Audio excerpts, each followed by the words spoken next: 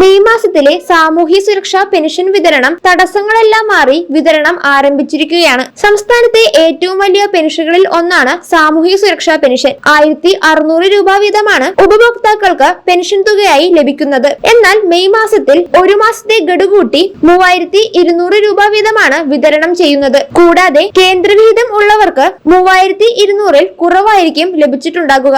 200, 300, 400 എന്നീ കുറവുകളായിരിക്കും പെൻഷൻ തുകയിൽ ഉണ്ടാകുക.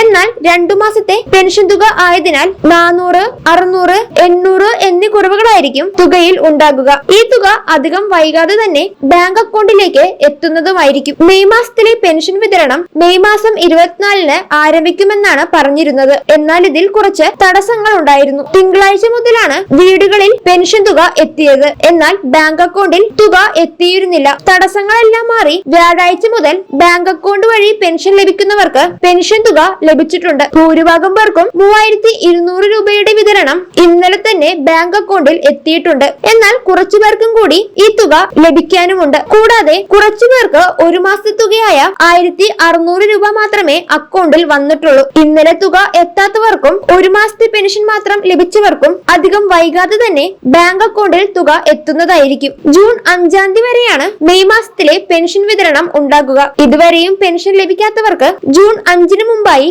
എല്ലാവർക്കും തന്നെ പെൻഷൻ തുക എത്തുന്നതുമായിരിക്കും.